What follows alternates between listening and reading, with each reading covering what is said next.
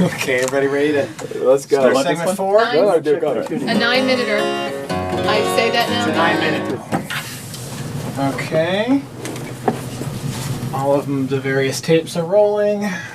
And in 3, 2, 1.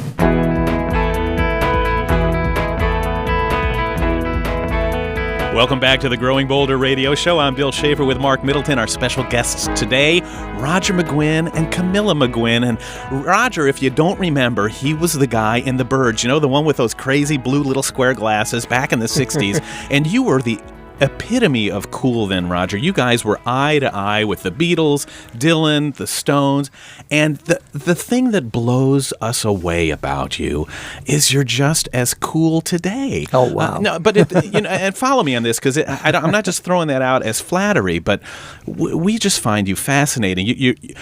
Many people who reach huge fame in a certain era never leave that era. And your shows and your concerts always talk about that. You tell the story of it, but you tell it from the perspective of now. You're very engaged in life. You love technology. You're fascinated by ecology and the environment. You're up on all kinds of events, and you're engaged in life, Roger. What is the secret? Why were you not afraid to leave the glory days, the fame, and all that behind, and build a new life with Camilla? Well, I don't know if I left them behind. They just sort of went away. They're over. It's over. Camilla and I, we have a wonderful time. What were you going to tell? You were going to tell us something, Camilla. I don't know if they're ready for that. Oh, they're not ready for that. Yeah, we're still on memories here. Huh? But you have replaced what you had in the 60s and 70s with the recordings and tours. You tour now for yourself, right? And to go to venues that mean something to you. We've refined it down to theaters. And you live your life in a way that is fulfilling to you. You don't sit in an empty home. You're not Norma Desmond coming down the stairs. I'm ready for my close-up. Yeah, right. He doesn't have time for a close-up. No. We just have a lot of fun. And we kind of, it also was a progression of events where I was in a band and I got tired of carrying the band around and carrying the equipment around and losing money on the road, because it really is not a real winning proposition. And I came home from a band tour once and said, I don't want to do this anymore. And Camilla said, what do you want to do? I said, I don't know. I remember Ramblin' Jack Elliott. I was out on the Rolling Thunder tour. He said, hey, Roger, one of the most fun things I ever did was throw the guitar in the back of the Land Rover and barnstorm around America with my wife. I said, hey, that sounds good, man, because I was carrying a band around and they were all on retainers and you had to pay them year-round no matter what. And I was going, I'd love to leave all that stuff behind, just take my guitar and my wife on the road.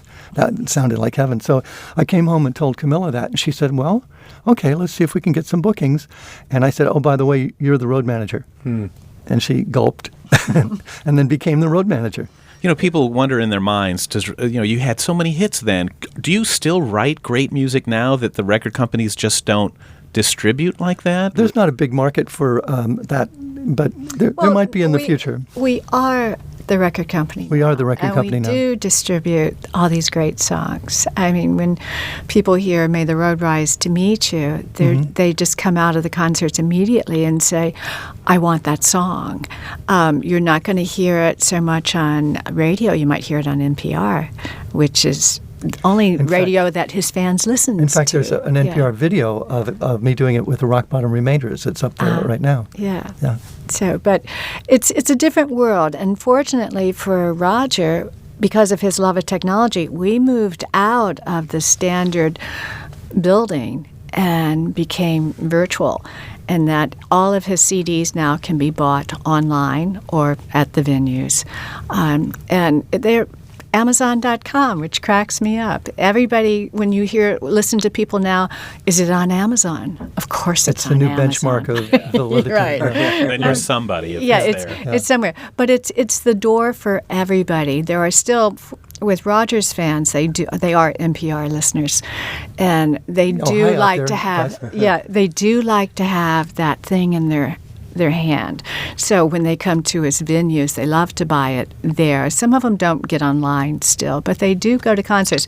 And what's happened with his audience today, they're all the baby boomers, their kids are out of college and they're going to concerts in lovely theaters across the country, and it's just a delight to see them. That's why we've decided to focus exclusively on nice theaters and real theaters with the curtains and the lights and the whole thing, because the experience is so much more rewarding in a theater than it is in just any other kind of venue. No more bowling alleys? No more bowling alleys. High school gyms are out. And I won't play Jane Fonda's Party. And you know, one of the great things that you have done for your fans is embracing the internet. And as Camilla mentioned, you can get all this stuff online. RogerMcGuinn.com is a fabulous website. And folks, as much as you enjoy listening to Roger perform, and I mean this sincerely, you will enjoy reading the words and looking at the photographs that Camilla creates. Camilla has a blog on there, Roadie Report, and it is really a fascinating, it's a combination of a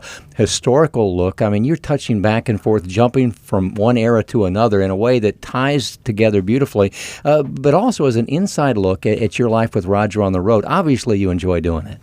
I was forced through the Ken door. Paulson Ken Paulson was the editor of USA Today.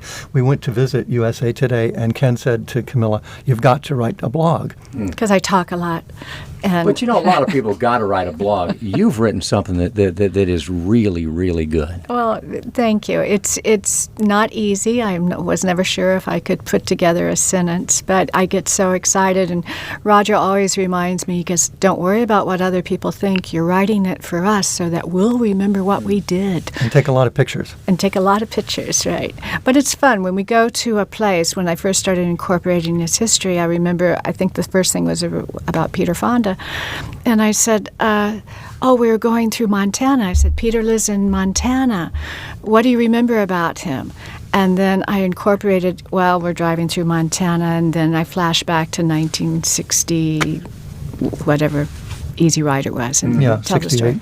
Something like that. 67. And with photos all the way, and again, I don't want to sound like I'm sucking up too much to you guys, but I've got more money in my pocket. But it's like following the day-to-day lives of rock and roll royalty, because everywhere you go, there are others like you. I mean, you mentioned Judy Collins, and on and on and on, and it seems like everywhere you perform that you touch base with somebody really cool, and it's fun to as a viewer, a reader, to feel like you're part of that. Oh, well, that's... You know what? You just said something that reminded me of a song, On and On and On.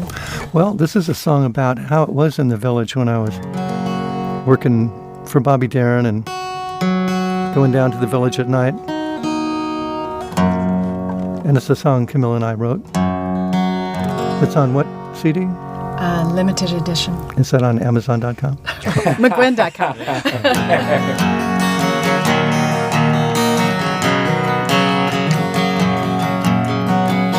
Village kept me hungry, the music kept me high, the party kept on going until I thought I'd die.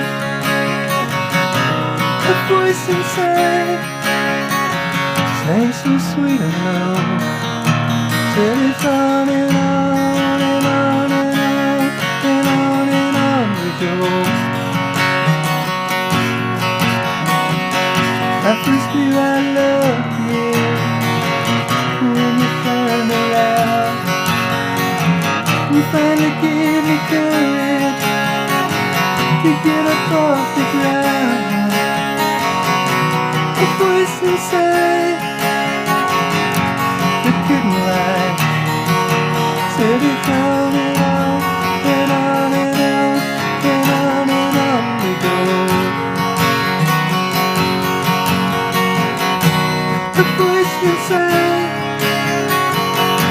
that couldn't lie, he said it's on and on and on and on and on and on we go. And then there's a Rickenbacker break, which I can't do for you.